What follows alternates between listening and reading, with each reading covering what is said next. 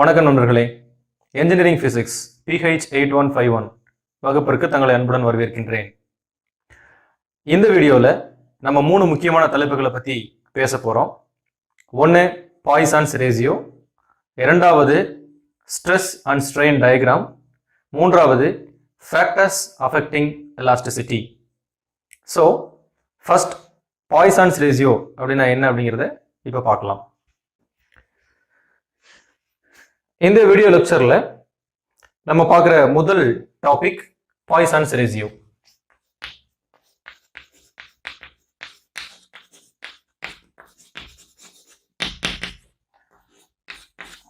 இதுக்கான symbol, Poisson's ரேஷியோக்கான symbol sigma. So sigma is equal to ratio between lateral strain to linear strain.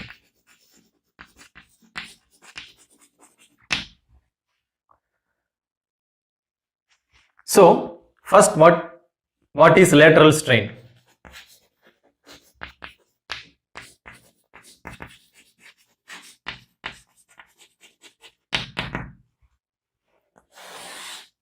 So lateral strain அப்படிங்கிறது change in dimension to the original dimension in the direction perpendicular to the application of the force.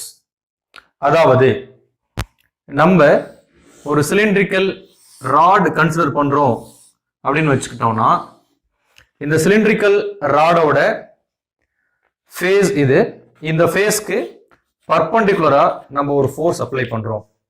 இப்படி பர்பண்டிகுலரா force apply பண்ணும்போது இனிஷியலா இந்த cylindrical ராடோட diameter capital D அப்படின்னு வச்சுக்குவோம். So இந்த force apply பண்ணும்போது இந்த மெட்டீரியல் டிஃபார்ம் ஆகும். ஸோ தட் இதனோட லென்த் இன்க்ரீஸ் ஆகும். இன்க்ரீஸ் ஆன பிறகு இதோட டைமென்ஷன் நம்ம பார்த்தோம் அப்படின்னா இட் லுக் லைக் திஸ். இது மாதிரி நமக்கு இருக்கும். ஸோ இதுல original diameter D, force apply பண்ணதுக்கு பிறகு இந்த மெட்டீரியலுடைய லென்த் இன்க்ரீஸ் ஆயிருக்கு, அதே நேரத்தில் திக்னஸ் டிக்ரீஸ் ஆயிருக்கு. டிக்ரீஸ் ஆன இந்த டயாமீட்டர் டி பிரைம். இப்போ லேட்டரல் ஸ்ட்ரெயின் அப்படிங்கிறது நம்ம எப்படி டிஃபைன் பண்ணலாம் அப்படின்னா, லேட்டரல் ஸ்ட்ரெயின் அப்படிங்கிறது இந்த ஃபோர்ஸ் அப்ளை பண்ணின டைரக்ஷனுக்கு பர்பண்டிகுலரா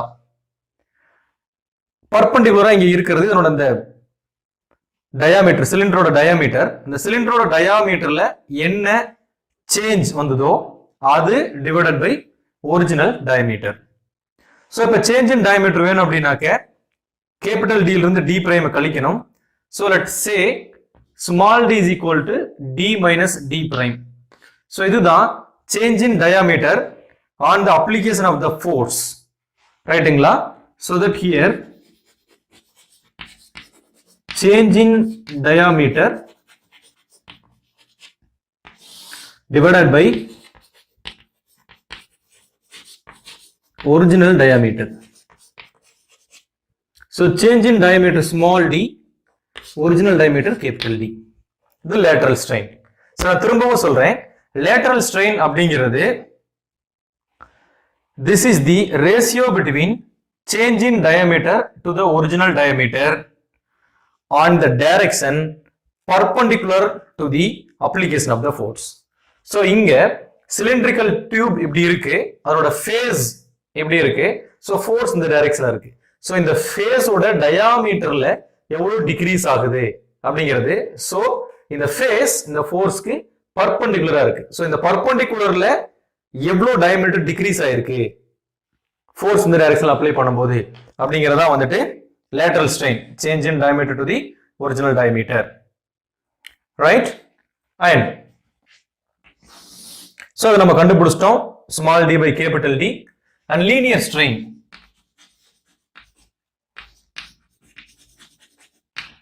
linear strain அப்படிங்கிறது ஃபோர்ஸ் அப்ளை பண்ற டைரக்ஷன்ல மெட்டீரியல் ஏற்படக்கூடிய change in length to the original length. So இப்போ இங்க ஒரிஜினல் லென்த் அப்படின்னு பார்த்தோம்னா கேபிட்டல் எல், அதான் ஒரிஜினல் லென்த் இது வரைக்கும். பட் ஃபோர்ஸ் அப்ளை பண்ணதுனால இந்த மெட்டீரியல் வெர்டிகலா ஸ்ரிங்க் ஆகி ஹரிசாண்டலா இன்க்ரீஸ் ஆயிருக்குது. ஸோ இன்க்ரீஸ் ஆன லென்த் ஸ்மால் எல். ஸோ அப்போ நம்மளுக்கு லீனியர் ஸ்ட்ரெயின் வேணும்னா change in length by original length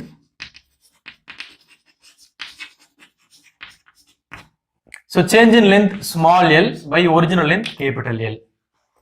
இப்போ இங்கேயும் சரி lateral strainலயும் சரி linear strainலயும் சரி both numerator and denominator இங்கே இருக்கக்கூடிய numerator and denominator ரெண்டுமே ஒரே டைமென்ஷன் length அப்படிங்கறதுனால மீட்டர். ஸோ ரெண்டுக்குமே யூனிட் கிடையாது, ரைட்? அண்ட் லேட்டரல் ஸ்ட்ரெயின் அப்படிங்கிறத நம்ம பீட்டா அப்படின்னு சொல்லலாம், லீனியர் ஸ்ட்ரெயின் அப்படிங்கிறத நம்ம ஆல்பா அப்படின்னு சொல்லலாம். இப்போ சிக்மா அப்படிங்கிறது by definition lateral strain divided by linear strain. So அந்த அடிப்படையில் it is nothing but beta by alpha.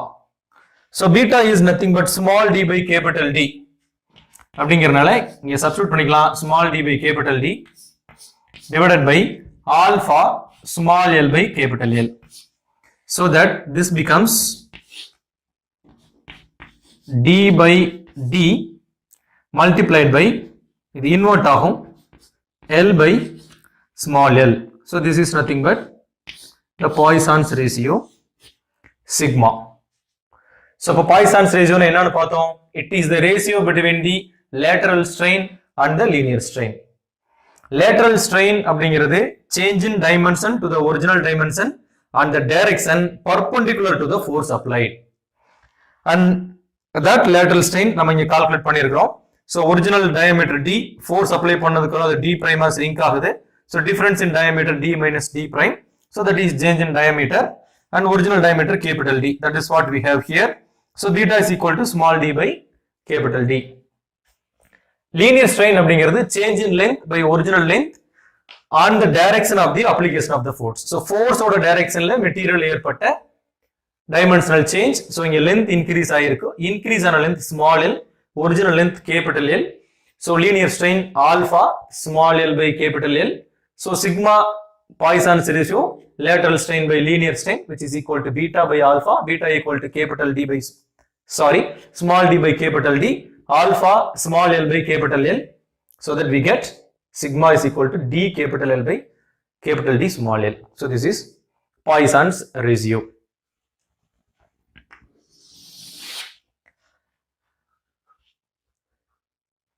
இப்போ நண்பர்களே நம்ம லாஸ்ட் கிளாஸ்ல ஒரு விஷயம் பேசணும். ரப்பரை காட்டிலும் ஸ்டீலுக்கு எலாஸ்டிசிட்டி ஜாஸ்தி அப்படின்னு சொல்லிட்டு. ஆனா அந்த வகுப்புல அதுக்கான ஆன்சர் நம்ம சொல்லல. சோ அந்த கேள்வியை திரும்பி நம்ம கேட்கிறோம், right? Which one has the higher elasticity?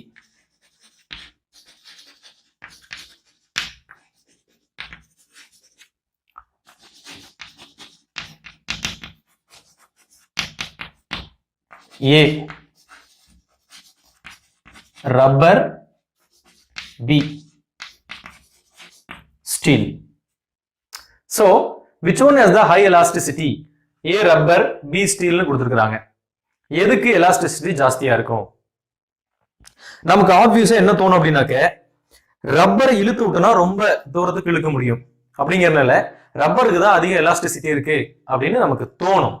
ஆனா சரியான விடை ரப்பர் கிடையாது, ஸ்டீல். ஸ்டீல் என்பதுதான் சரியான விடை. ஓகே, எப்படி சொல்றீங்க அப்படின்னு கேட்டீங்கன்னா, நமக்கு மாடுலஸ் ஆஃப் எலாஸ்டிசிட்டிக்கு என்ன ஃபார்முலா? சோ யங்ஸ் மாடுலஸ் நம்ம எடுத்தோம் அப்படின்னா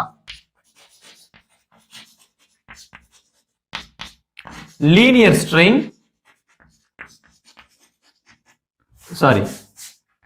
லீனியர் ஸ்ட்ரெஸ் பை ஸ்ட்ரெயின்.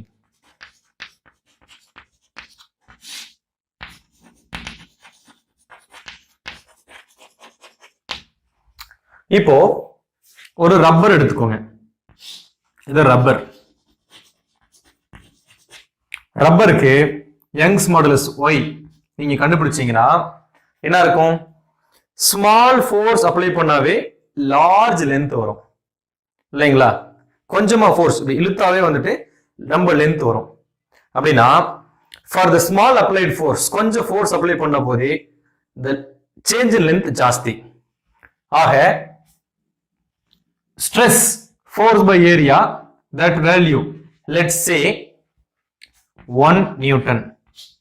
அதுக்கே கீழே வரக்கூடிய strain change in length to the original length ஜாஸ்தியா வரும். ஓகே, சோ நம்ம என்ன பண்ணிக்கிறோம்னா ரப்பர் வந்துட்டு ஒரு 10 சென்டிமீட்டர் எடுத்தோம்னால் ஃபார் 1 நியூட்டனுக்கு இது வந்து ஒரு 20 சென்டிமீட்டரா இன்க்ரீஸ் ஆகுதுன்னு வச்சுக்கோங்க. சோ நம்ம அப்ளை பண்ணிருக்கிறது 1 newton per metre square apply பண்ணியிருந்தோம்னா ஃபோர்ஸ் என்ன இருக்கு?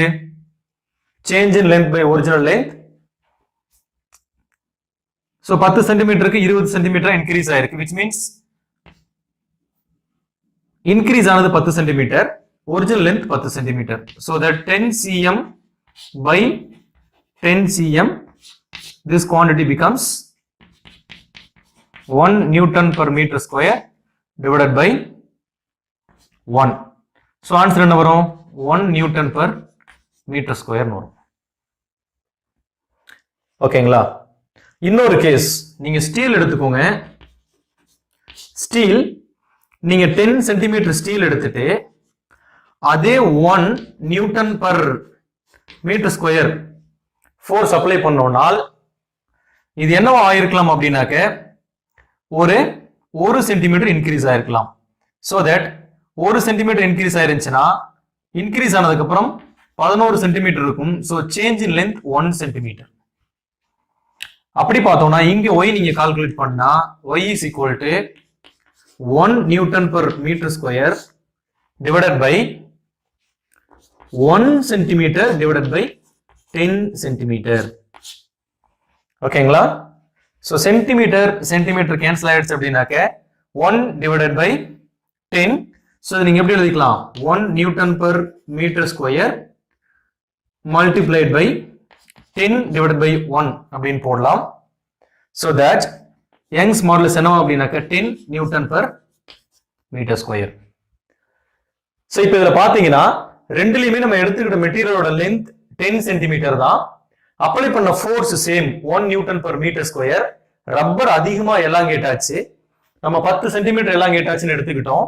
சோ ரப்பருக்கு யங்ஸ் மாடுலஸ் கண்டுபிடிக்கும் போது change in length to the original length 10 சென்டிமீட்டருக்கு 10 சென்டிமீட்டர். இந்த இடத்துல நம்ம எடுத்துக்கிட்ட ரப்பர் 10 சென்டிமீட்டர், அது 1 நியூட்டன் per மீட்டர் ஸ்கொயர் போட்டதுனால இன்க்ரீஸ் ஆனது இன்னொரு 10 centimetre. So total length 20 centimetre. So 10 by 10 இது 1 ஆயிடும், கேன்சல் ஆகி. சோ y வந்துட்டு 1 நியூட்டன் per மீட்டர் ஸ்கொயர் இருக்கு யங்ஸ் மாடுலஸ். இதுவே ஸ்டீலுக்கு பாத்தீங்கன்னா திரும்பியும் அதே 10 சென்டிமீட்டர் தான் நம்ம எடுத்தோம். 1 newton per metre square force apply பண்ணும்போது இது 1 சென்டிமீட்டர் தான் எக்ஸ்டெண்ட் ஆச்சு. சோ டோட்டலா 11 சென்டிமீட்டர் வந்துச்சு. இப்போ ஸ்ட்ரெயின் பாத்தீங்கன்னா 1 centimetre by 10 centimetre, stress 1 newton per metre square. இதை நம்ம கால்குலேட் பண்ணும்போது இதை ரிவர்ட் பண்ணி எழுதிக்கலாம். சென்டிமீட்டர் கேன்சல் ஆகி 10 by 1 வந்துச்சு. சோ என்ன இருக்குது? 10 நியூட்டன் per மீட்டர் ஸ்கொயர் இருக்குது. சோ அப்ப யங்ஸ் மாடுலஸ் பார்க்கும்போது இதுக்கு யங்ஸ் மாடுலஸ் ஜாஸ்தி. சோ இந்த யங்ஸ் மாடுலஸ் தான் வந்துட்டு எலாஸ்டிசிட்டியோட வேல்யூவை சொல்றது லீனியர் ஸ்ட்ரெஸ் பை லீனியர் ஸ்ட்ரெயினுக்கு. சோ இந்த மெட்டீரியல் எல்லாமே வந்து ராட் அப்படிங்கிறதுனால we can calculate linear stress and linear strain. So obviously it tells steel has more elasticity than rubber. So இனிமேல் ரப்பருக்கு அதிக எலாஸ்டிசிட்டியா ஸ்டீலுக்கு அதிக எலாஸ்டிசிட்டியா அப்படின்னா ஸ்டீலுக்கு அப்படிங்கிறத இந்த வகையில நம்ம ஈஸியா எக்ஸ்பிளைன் பண்ணிடலாம். அடுத்து நம்ம பார்க்க போற தலைப்பு ஒரு ஸ்ட்ரெஸ் அண்ட் ஸ்ட்ரெயின் டயக்ராம் வரைய போறோம். அந்த ஸ்ட்ரெஸ் அண்ட் ஸ்ட்ரெயின் டயக்ராம்ல இருக்கக்கூடிய வேரியஸ் ரீஜியன்ஸ்க்கு என்னென்ன மீனிங், அது என்ன சொல்லுது அப்படிங்கறத நம்ம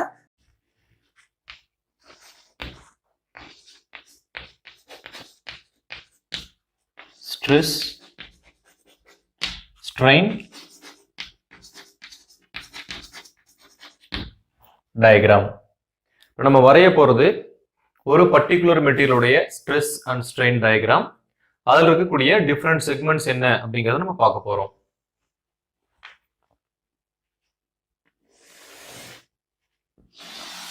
அண்ட் ஸ்ட்ரெஸ் அண்ட் ஸ்ட்ரெயின் டயக்ராமில் எக்ஸ் ஆக்சிஸில் ஸ்ட்ரெயின் வரையணும், ஒய் ஆக்சிஸில் ஸ்ட்ரெஸ் வரையணும்.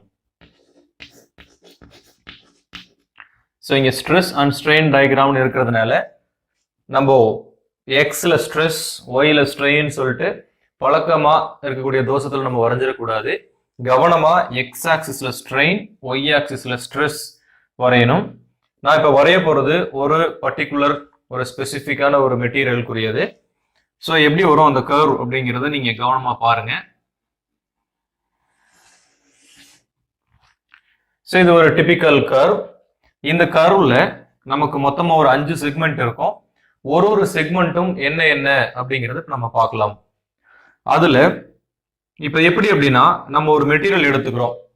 இது ஒரு பர்டிகுலர் ஒயருக்கு அப்படின்னு வச்சுக்கிட்டோம்னா அந்த ஒயர் எடுத்துக்கிறோம் ஃபர்ஸ்ட். அதில் அதனுடைய ஒரிஜினல் லென்த் எல் இருக்குன்னு வச்சுக்கோங்களேன். இப்போ அதில் ஃபோர்ஸ் அப்ளை பண்ணுறோம். அப்படி ஃபோர்ஸ் அப்ளை பண்ணும்போது அதனுடைய லென்த் டைமென்ஷன் சேஞ்ச் ஆகும். ஸோ அதை வச்சு நம்ம ஸ்ட்ரெயின் கண்டுபிடிக்கலாம். ஸோ அப்ளை பண்ண ஸ்ட்ரெஸ்க்கு எவ்வளோ ஸ்ட்ரெயின் வருது அப்படிங்கிறத மெஷர் பண்ணி ஸ்ட்ரெஸ் வர்சஸ் ஸ்ட்ரெயின் வரைஞ்சிருக்கக்கூடிய டயக்ராம் தான் இது.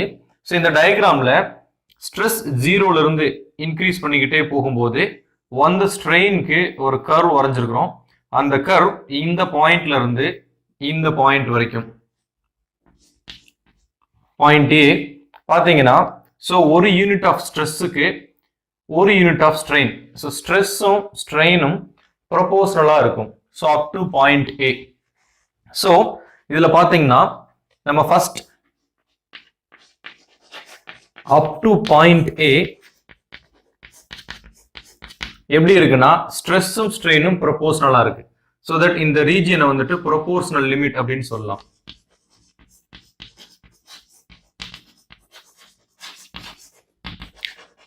அதாவது stress is proportional to strain. So இந்த யூனிட் இந்த ரீஜியன்ல ஒரு யூனிட் ஸ்ட்ரெஸ் அப்ளை பண்ணோம்னா நமக்கு ஒரு யூனிட் ஸ்ட்ரெயின் வருது. ஸோ ஸ்ட்ரெஸ்ஸுக்கும் ஸ்ட்ரெயினுக்கான ரிலேஷன் அப்படின்னு பார்த்தீங்கன்னா ஸ்ட்ரெஸ் அண்ட் ஸ்ட்ரெயினுக்கு இடையே ஒரு லீனியர் ரிலேஷன் இருக்கு. So linear relation between stress and strain.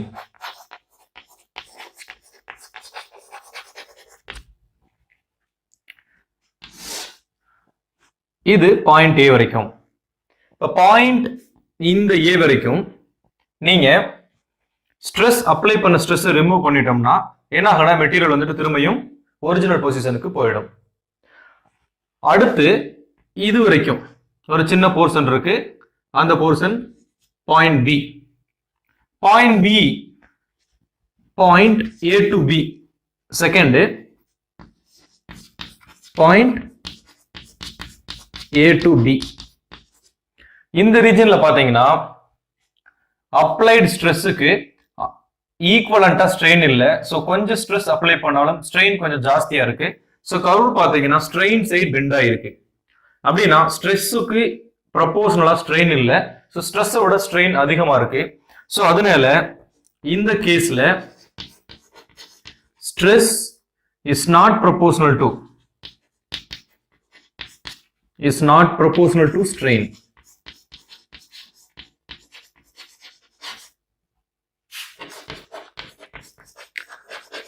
So proportionality இல்லை அப்படின்ற போதே நீங்க பாத்தீங்கன்னா நீங்க தெரிஞ்சுக்கலாம். ஸோ கர்வ் ஸ்ட்ரெயிட் லைன்ல ஒரு கர்வ் இருக்கு. அதனால இங்க வந்துட்டு நான் லீனியர் ரிலேஷன் எக்ஸிஸ்ட் ஆயிருக்கு. நான் linear relation between stress and strain exist ஆயிருக்கு. பட் இங்க வரைக்கும் அதாவது இதுக்கு கரஸ்பாண்டிங்கான ஸ்ட்ரெஸ் இந்த வேல்யூ வரைக்கும் நம்ம ஸ்ட்ரெஸ் அப்ளை பண்ணிட்டு பிறகு அந்த ஸ்ட்ரெஸ் வித்ட்ரா பண்ணிக்கிட்டாலும் இந்த மெட்டீரியல் வந்துட்டு டிஃபார்ம் ஆனது திரும்பியும் பழைய ஸ்டேட் போயிடும்.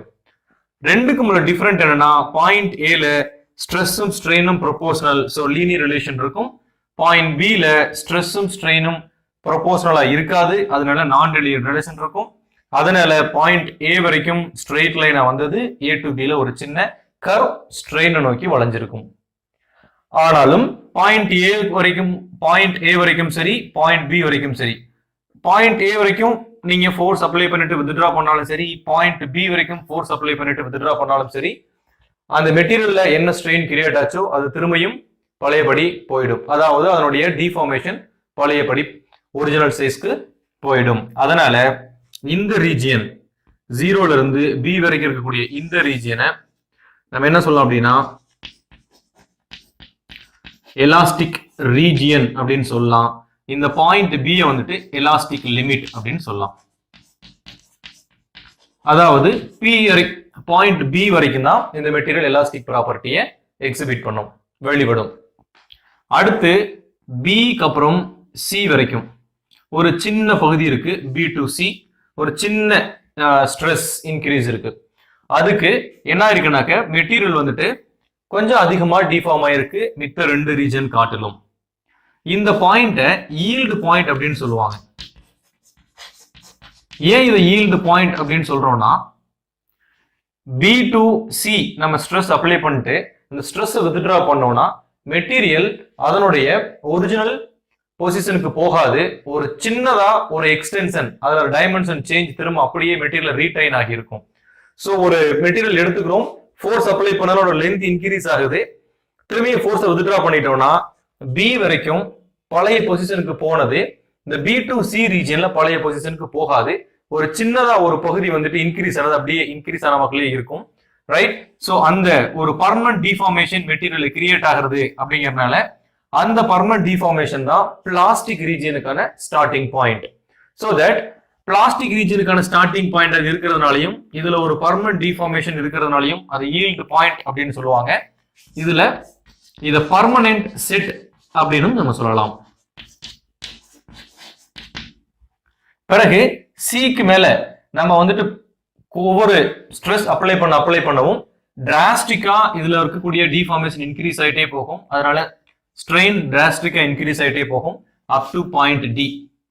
இந்த பாயிண்ட் டி வந்துட்டு நம்ம டென்சைல் ஸ்ட்ரென்த் அப்படின்னு சொல்றோம்.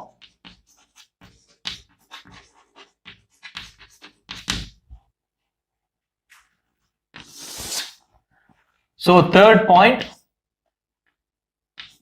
B to C. So இங்க வந்துட்டு ஒரிஜினல் ஷேப்க்கு போகாது,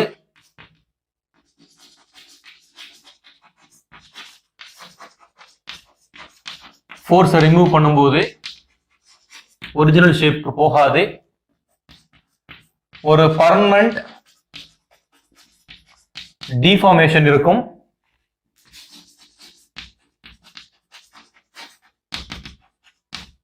அதுதான் நம்ம பர்மனன்ட் செட் அப்படின்னு சொல்றோம்.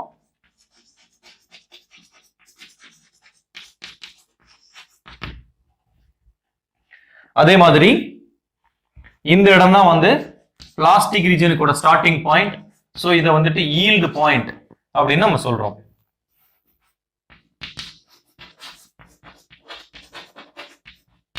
ஸோ இதெல்லாம் பி டு சி ரீஜனுக்குரியது. நாலாவது C to D region. So இந்த ரீஜியன்ல பாத்தீங்கன்னா ஃபார் ஸ்மால் ஸ்ட்ரெஸ்க்கு அதிகமான ஸ்ட்ரெயின் இருக்கும். இந்த ரீஜியன்ல அதே மாதிரி பாயிண்ட் டி இருக்கு பாத்தீங்களா, இந்த பாயிண்ட் டி தான் மேக்சிமமா நம்ம ஸ்ட்ரென்த் அப்ளை பண்ணக்கூடியது. இதுதான் மேக்சிமம் ஸ்ட்ரெஸ். இதுக்கு மேல ஸ்ட்ரெஸ் அப்ளை பண்ணணும் அப்படின்னா அந்த மெட்டீரியல் வந்து பிரேக் ஆயிரும். ஸோ மெட்டீரியல் பிரேக் ஆகிறதுக்கு முந்தின மேக்சிமம் ஸ்ட்ரெஸ் அப்ளை பண்ணக்கூடிய ஸ்டேஜ் அதுதான் டென்சைல் ஸ்ட்ரென்த். ஸோ இந்த இடத்துல தான் maximum stress apply to the material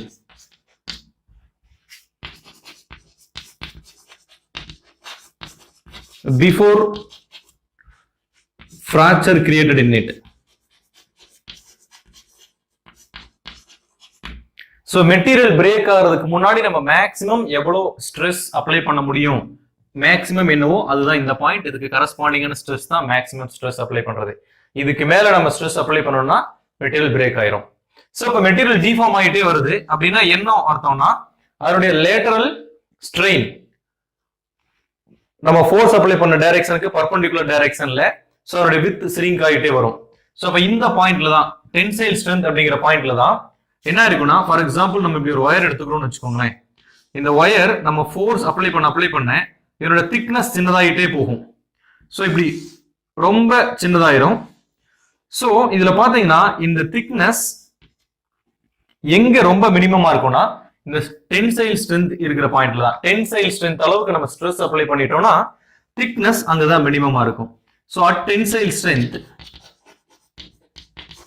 இந்த டென்சைல் ஸ்ட்ரென்த் பாயிண்ட்ல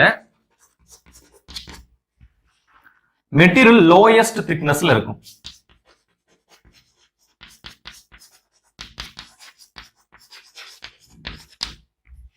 சோ இதெல்லாம் இந்த C2D ரீஜியன். அஞ்சாவது ரீஜியன் D2E ரீஜியன். இப்போ இதுக்கு மேல நம்ம ஃபர்தரா ஸ்ட்ரெஸ் அப்ளை பண்ணோம்னா, ஈவன் ஸ்மால் ஸ்ட்ரெஸ் அப்ளை பண்ணாலும், இப்போ இங்க பாத்தீங்கன்னா இது வரைக்கும் பாயிண்ட் D வரைக்கும் மெட்டீரியல்ல திக்னஸ் ஸ்மூத்தா யூனிஃபார்மா டிகிரீஸ் ஆயிருக்கும் நம்ம ஃபோர்ஸ் அப்ளை பண்ண. பட் Dக்கு அப்புறம் என்னன்னா சடனா ஒரு இடத்துல, ஃபார் எக்ஸாம்பிள் இந்த இடத்துல வச்சுக்கோங்களேன், டக்குன்னு ஒரு டிஃபார்மேஷன் கிரியேட் ஆகி அந்த மெட்டீரியல் இந்த இடத்துல கட் ஆயிரும். சோ அந்த பாயிண்ட் தான் பாயிண்ட் E, பிரேக்கிங் பாயிண்ட். இப்ப பாத்தீங்கன்னா Dக்கு அப்புறம் ஒரு ஸ்மால் ஃபோர்ஸ் அப்ளை பண்ணிட்டு அதுக்கப்புறம் ஃபர்தரா ஃபோர்ஸ் அப்ளை பண்ணவே தேவையில்லை, இந்த மெட்டீரியல் சடன் ஃபிராக்சர் ஆயிரும். ஏதோ ஒரு இடத்துல ஒரு லோக்கலைஸ்டா வந்துட்டு அந்த திக்னஸ் கொலாப்ஸ் ஆகி பிரேக் ஆயிரும். அந்த பாயிண்ட்டுக்கு பேர் தான் வந்துட்டு பிரேக்கிங் பாயிண்ட்.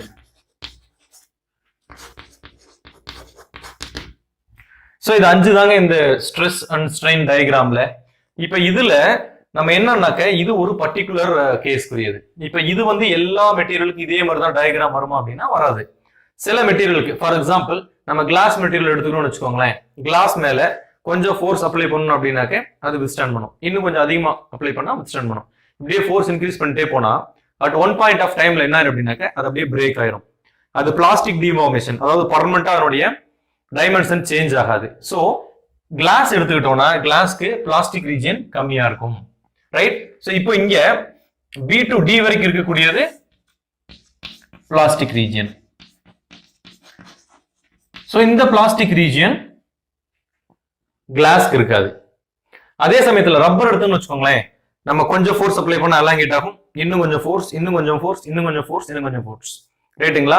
அது என்ன ஆகுனாக்க அப்புறம் ஒரு பாயிண்ட் ஆஃப் டைமுக்கு அப்புறம் திரும்ப விட்டுனாக்க அது டிஃபார்ம் ஆயிருக்கும், அதனுடைய லென்த் இன்க்ரீஸ் ஆயிருக்கும். இப்போ ரப்பருக்கு பாத்தீங்கன்னா ஃபேர் எனஃப் எலாஸ்டிக் ரேஞ்ச் இருக்கும், ஃபேர் எனஃப் பிளாஸ்டிக் ரேஞ்ச் இருக்கும், அது பிரேக்கிங் பாயிண்ட் போறதுக்கு முன்னாடி.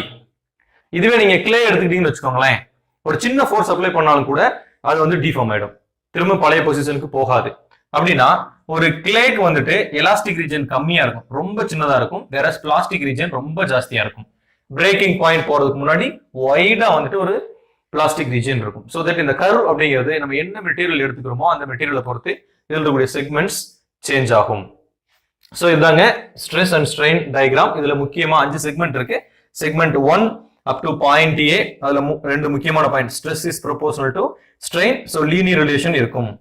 அதே மாதிரி second region A to B, அதாவது பாயிண்ட் A இருந்து பாயிண்ட் B வரைக்கும் ஸ்ட்ரெஸ்ஸும் ஸ்ட்ரெயினும் ப்ரொபோர்ஷனலா இருக்காது, நான் லீனியர் ரிலேஷன் எக்ஸிஸ்ட் ஆயிருக்கும். Up to point A proportional லிமிட்னு சொல்றோம், பாயிண்ட் B எலாஸ்டிக் லிமிட்னு சொல்றோம். இது வரைக்கும் எலாஸ்டிக் ப்ராப்பர்ட்டி இருக்கும், அதாவது நம்ம ஃபோர்ஸ் அப்ளை பண்றதை ரிமூவ் பண்ணிட்டோம்னா திரும்ப பழையபடி போறது. சோ அந்த ரீஜன் எலாஸ்டிக் ரீஜன் சொல்றோம். B to C ல பாத்தீங்கன்னாக்க ஃபோர்ஸ் அப்ளை பண்ணிட்டு திரும்ப ரிமூவ் பண்ணா அது பழைய பொசிஷனுக்கு போகாது, ஒரு சின்ன பர்மனன்ட் டிஃபார்மேஷனுக்கும். அதனால இதை வந்து ஈல்டு பாயிண்ட் அல்லது பர்மனன்ட் செட்னு சொல்றோம். இந்த இடத்துல இருந்து பிளாஸ்டிக் ரீஜன் ஸ்டார்ட் ஆகுது. இது ஃபர்தர் எங்க வரைக்கும் போகுதுன்னா டென்சைல் ஸ்ட்ரென்த் வரைக்கும் போதும். இந்த பாயிண்ட் தான் மேக்ஸிமம் ஸ்ட்ரெஸ் நம்ம அப்ளை பண்ணக்கூடியது. இதுக்கு மேல நம்ம ஸ்ட்ரெஸ் அப்ளை பண்ணோம்னா மெட்டீரியல் பிரேக் ஆயிரும். இந்த பாயிண்ட்ல மெட்டீரியலோடைய திக்னஸ், அதனுடைய கிராஸ் செக்ஷனல் ரொம்ப மினிமமா இருக்கும். இந்த பாயிண்ட் பிறகு நம்ம ஸ்மால் ஃபோர்ஸ் அப்ளை பண்ணாலும் அந்த மெட்டீரியல் லோக்கலா ஒரு இடத்துல கொலாப்ஸ் ஆகி பிரேக் ஆயிரும். ஸோ பாயிண்ட் B ல இருந்து பாயிண்ட் D வரைக்கும் இருக்கக்கூடிய பிளாஸ்டிக் ரீஜன் சொல்றோம். ஸ்ட்ரெஸ் அண்ட் ஸ்ட்ரெயின் டயக்ராம் அதனோட எக்ஸ்பிளனேஷன் பார்த்தோம். இப்போ இதோட அசோசியேட்டட் இருக்கக்கூடிய 2-3 டேர்ம்ஸ் பார்க்கலாம். முதலாவது டக்டைல், இரண்டாவது மெல்லபிள், மூணாவது பிரிட்டில். இதுல என்ன அப்படின்னு பாத்தீங்கன்னா, நீங்க ஒரு மெட்டீரியல் எடுத்துக்கிட்டு அந்த மெட்டீரியலை நீங்க ஃபோர்ஸ் அப்ளை பண்ணி, ஃபார் எக்ஸாம்பிள் ஒரு உருண்டையா இருக்கக்கூடிய ஒரு மெட்டீரியல் எடுத்துக்கிட்டு அதை ஒரு ஃபோர்ஸ் அப்ளை பண்ணி அந்த மெட்டீரியல் நீங்க ஒயரா மாற்ற முடியும் அப்படின்னா அந்த மெட்டீரியலுக்கு பேர் வந்துட்டு டக்டைல்.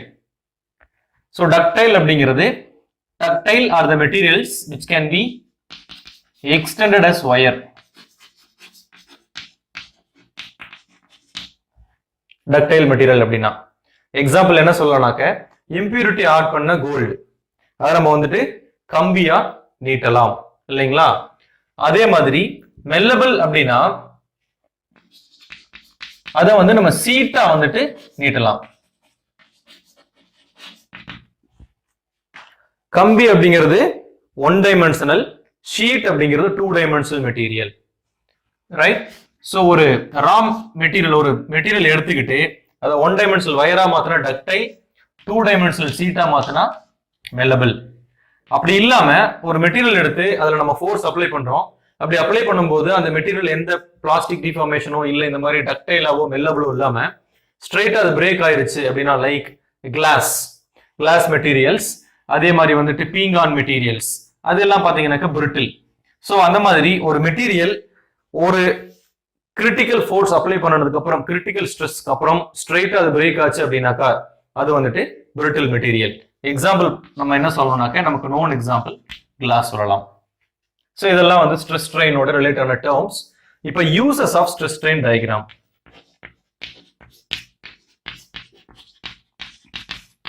நம்ம ஸ்ட்ரெஸ் ஸ்ட்ரெயின் டயக்ராம் வச்சுக்கிட்டே அதனோட யூசஸ் சொல்லிடலாம்.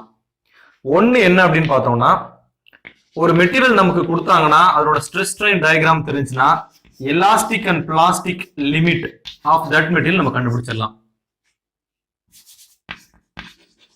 ஸோ அது ஒரு யூஸ்.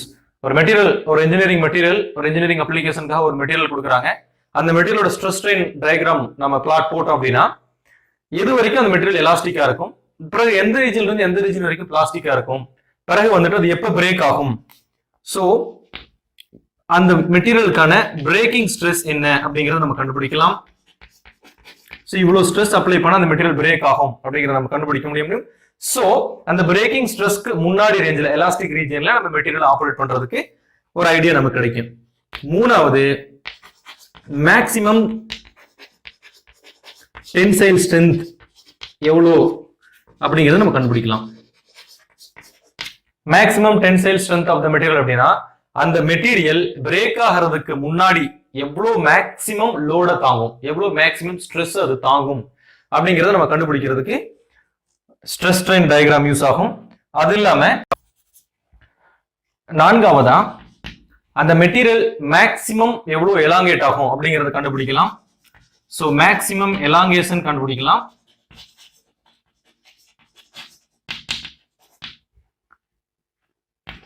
ஐந்தாவதா மெட்டீரியலுடைய லோட் பியரிங் கேப்பபிலிட்டி, அதுவும் இந்த டென்சைல் ஸ்ட்ரென்த்தும் ரிலேட்டட். சோ வந்துட்டு maximum load bearing capability, maximum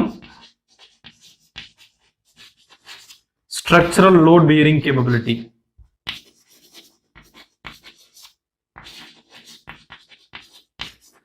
இது நம்ம கண்டுபிடிக்கலாம், அது மெட்டீரியல் எவ்வளோ லோடு அதில் அப்ளை பண்ண முடியும்னு சொல்லிட்டு. அது இல்லாம மெட்டீரியலுடைய ஏரியா, மெட்டீரியலுடைய கிராஸ் செக்ஷனல் ஏரியா கண்டுபிடிக்கலாம். அதனுடைய கிராஸ் செக்ஷனல் ஏரியா எப்படி சேஞ்ச் ஆகுது, change in cross sectional area, அது நம்ம கண்டுபிடிக்கிறதுக்கு ஸ்ட்ரெஸ் அண்ட் ஸ்ட்ரெயின் டயக்ராம் நமக்கு தேவைப்படும். ஸோ இதெல்லாம் ஸ்ட்ரெஸ் அண்ட் ஸ்ட்ரெயின் டயக்ராம் உடைய யூசஸ். நம்ம அந்த டயக்ராமை பார்த்து அதுல என்னென்ன பாயிண்ட்ஸ் நம்ம சொல்லியிருக்கோமோ அதை பேஸ் பண்ணியே இந்த பாயிண்ட்ஸ் நம்ம எழுத முடியும். Third, factors affecting elasticity. So என்னென்ன ஃபேக்டர்லாம் எலாஸ்டிசிட்டி அஃபெக்ட் பண்ணும் அப்படின்னு பார்க்கும்போது இதுல 3 முக்கியமான ஃபேக்டர்ஸ் நம்ம சொல்ல முடியும். ஒன்று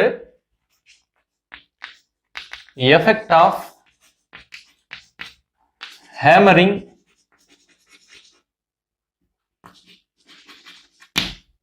rolling and annealing.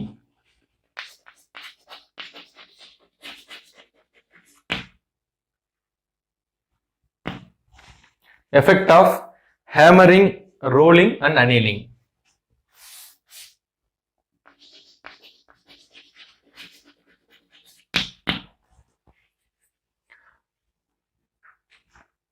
So, முதல் factor effect of hammering, rolling and annealing. இரண்டாவது factor addition of impurities. மூணாவது factor change in temperature.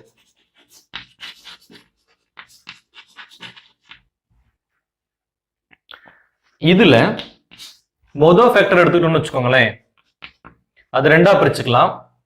அதுல 1A ஹேமரிங் அண்ட் ரோலிங், இது ரெண்டுமே வந்துட்டு ஒரே மாதிரியான எஃபெக்ட் தரும். எப்படி அப்படின்னு கேட்டீங்கன்னா, நம்ம ஒரு மெட்டீரியல் எடுத்துக்கிட்டு அந்த மெட்டீரியலை சுத்தியல் வச்சு அடிக்கணும்னு வச்சுக்கோங்களேன். ஒரு மெட்டீரியல் இருக்கு, அதை சுத்தியல் வச்சு அடிச்சாலும் சரி, இல்ல அதை ரோல் பண்ணாலும் சரி, என்ன அப்படின்னா இப்படி ஒரு மெட்டீரியல் அது ஒரு லார்ஜ் கிறிஸ்டல் மெட்டீரியலா இருக்கக்கூடியது, அதனுடைய கிறிஸ்டல் பவுண்டரிஸ் பிரேக் ஆகி ஸ்மால் ஸ்மால் கிரைன்ஸ் அப்படி ஃபார்ம் ஆயிடும்.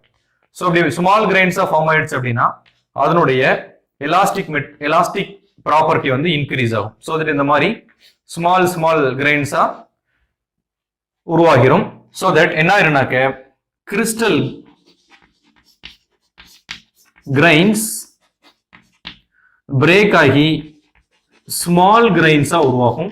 எப்ப அப்படின்னா நம்ம ஒரு மெட்டீரியல் எடுத்து அந்த மெட்டீரியலை வந்துட்டு ஹேமரிங் பண்ணனாலோ அதை ரோல் பண்ணாலும், ஸோ கிறிஸ்டல் கிரைன்ஸ் சின்ன ஆகும்போது எலாஸ்டிசிட்டி இன்க்ரீஸ் ஆகும். ஸோ இந்த கேஸ்ல எலாஸ்டிசிட்டி இன்க்ரீசஸ். இதுலயே செகண்ட் கேஸ், ஃபர்ஸ்ட் பாயிண்ட்ல செகண்ட் கேஸ் 1B வந்துட்டு அனீலிங். ஃபர்ஸ்ட் அனீலிங்னா என்ன அப்படின்ட்டு நம்ம புரிஞ்சுக்கணும். அனீலிங் அப்படிங்கிறது ஒரு மெட்டீரியலை அதனோட டெம்பரேச்சரை மெதுவா வேரி பண்றது. ஃபார் எக்ஸாம்பிள், நமக்கு ஒரு மெட்டீரியல் இருக்கு, அந்த மெட்டீரியலுக்கு டெம்பரேச்சர் இன்க்ரீஸ் பண்றோம். எந்த ரேஞ்சில் அப்படின்னா 1 டிகிரி செல்சியஸ் வர்றதுக்கு ஒரு 1 hour அப்படின்னு வச்சுக்கோங்களேன். ஸோ மெதுவா ஒரு 1 ஹவருக்கும் 1 டிகிரி இன்க்ரீஸ் பண்ணிட்டே போறோம். ஸோ 20 டிகிரி இன்க்ரீஸ் ஆகணும்னாக்க 20 hours எடுத்துக்கும். 20 டிகிரி இன்க்ரீஸ் பண்ணதுக்கு அப்புறம் திரும்ப என்ன பண்றோம்னா மெட்டீரியலை ஒரு டிகிரி செல்சியஸா டிக்ரீஸ் பண்ணிட்டு வரோம் மெட்டீரியல் டெம்பரேச்சர். ஸோ திரும்பியும் பழையபடி 20 டிகிரி குறைச்சு பழைய டெம்பரேச்சர் கொண்டு வரணும், இன்னொரு 20 hours ஆகும். இந்த மாதிரி மெதுவா டெம்பரேச்சர் இன்க்ரீஸ் பண்ணி மெதுவா டெம்பரேச்சர் டிக்ரீஸ் பண்ற ப்ராசஸ்க்கு பேரு அனீலிங். ஸோ அந்த மாதிரி ஒரு மெட்டீரியல் எடுத்து அந்த மெட்டீரியல் அனீல் பண்ணா என்ன ஆகும் அப்படின்னா, இந்த மாதிரி ஸ்மால் கிரைன் பவுண்டரி இருக்கிறது அதனுடைய டைரக்ஷன் எல்லாம் ஒரே டைரக்ஷன்ல ஓரியன்டேஷன் ஆகும். ஸோ தட் இந்த கிறிஸ்டல் கிரைன்ஸ் ஒரே டைரக்ஷன்ல ஓரியன்ட் ஆகிறதுனால ரைட் இங்க என்ன ஆகும்னா எலாஸ்டிசிட்டி டிக்ரீஸ் ஆகும். ஸோ இந்த கேஸ்ல எலாஸ்டிசிட்டி டிக்ரீசஸ்.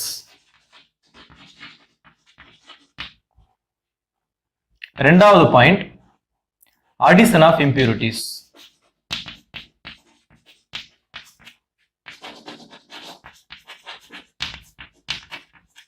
இது ஆப்வியஸா நம்ம சில எக்ஸாம்பிள் மூலமா பார்க்கலாம்.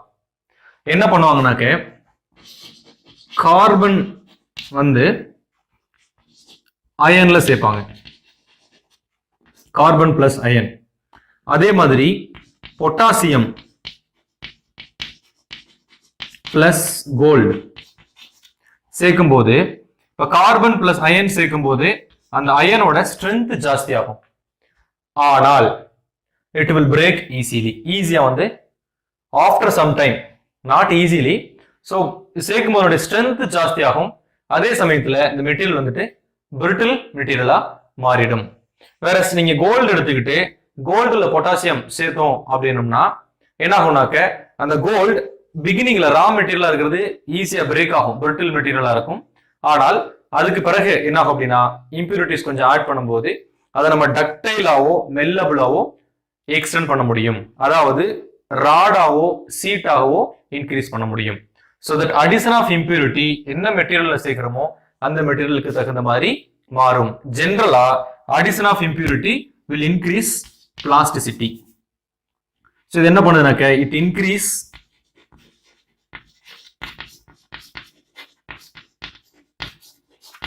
Plasticity in general. பட் இந்த இம்பியூரிட்டி எந்த மெட்டீரியல் ஆட் பண்றோம் அப்படிங்கறத பொறுத்து அதனுடைய ப்ராப்பர்ட்டி மாறும். அது பிளாஸ்டிக்கா மட்டும் இருக்கணும்ன்ற அவசியம் இல்லை. சில இதுல வந்துட்டு ஸ்ட்ரென்த் இன்க்ரீஸ் பண்ணி அதுக்கு பிறகு வந்துட்டு பிரிட்டில் மெட்டீரியலா மாத்தும். இந்த கேஸ்ல கார்பன் பிளஸ் அயன்ல பொட்டாசியம் பிளஸ் கோல்டுல பாத்தீங்க அப்படின்னாக்க அந்த பிரிட்டிலா இருக்கக்கூடிய கோல்டு வந்துட்டு இம்பியூரிட்டி ஆட் பண்ணும்போது டக்டைலா மாறிடும், அதாவது அதை வந்து ஷீட்டாவோ அல்லது ஒயராவோ எக்ஸ்டெண்ட் பண்ற மாதிரி மாறிடும். Third point, change in temperature.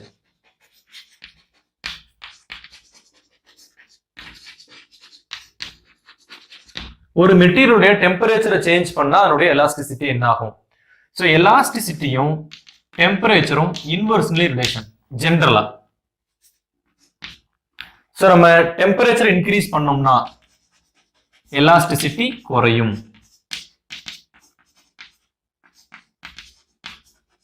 Degrees ஆகும். டெம்பரேச்சர் டிக்ரீஸ் பண்ணா எலாஸ்டிசிட்டி இன்க்ரீஸ் ஆகும். ஸோ இது இன்வெர்ஸ்லி ப்ரொபோர்ஷனல். ஆனால் அகைன் இதுவும் யூனிவர்சல் ப்ராப்பர்ட்டி கிடையாது. மெஜாரிட்டி இந்த மாதிரி எக்ஸிபிட் பண்ணோம். ஆனா இன்வார் ஸ்டீல் மாதிரி சில மெட்டீரியல்ஸ் நீங்க டெம்பரேச்சரை மாத்துறதுனால எந்த சேஞ்சும் மாறாது, அதுல அதனுடைய எலாஸ்டிசிட்டியில எந்த சேஞ்சையும் கொடுக்காது. ஸோ ஜென்ரலி சேஞ்ச் இன் டெம்பரேச்சரும் எலாஸ்டிசிட்டி இன்வர்ஸா இருந்தாலும் சில மெட்டீரியலுக்கு இது அப்ளை ஆகாது. ஸோ மேஜரா இந்த மூணு நம்ம சொல்லலாம். Effect of hammering and rolling என்ன பண்ணும்னா ஹேமரிங் ரோலிங் எலாஸ்டிசிட்டி இன்க்ரீஸ் பண்ணும். பிகாஸ் கிறிஸ்டல் கிரெயின் பவுண்டரிஸ் சின்ன சின்னதா மாறுறதுனால இங்க கிறிஸ்டல் கிரெயின் பவுண்டரிஸ் ஓரியன்டேஷன் ஒரே டைரக்ஷன்ல மாறுறதுனால எலாஸ்டிசிட்டி டிக்ரீஸ் ஆகும். அன்னீலிங் அப்போ இம்பியூரிட்டி ஆட் பண்ணும்போது ஜெனரலா பிளாஸ்டிசிட்டி இன்க்ரீஸ் ஆகும். பட் சில மெட்டீரியல்ல வந்து அதோட ஸ்ட்ரென்த் இன்க்ரீஸ் ஆகி பிரிட்டில் மெட்டீரியலா மாறும். சேஞ்ச் இன் டெம்பரேச்சர் வந்துட்டு இன்வெர்ஸ்லி ப்ரொபோர்ஷனல் டு எலாஸ்டிசிட்டி. ஆனா அது யுனிவர்சல் ப்ராப்பர்ட்டி கிடையாது. சில மெட்டீரியல்ஸ் லைக் இன்வார் ஸ்டீலுக்கு டெம்பரேச்சர் சேஞ்ச் பண்றதுனால எந்த ஒரு எலாஸ்டிக் ப்ராப்பர்ட்டியும் சேஞ்ச் ஆகாது.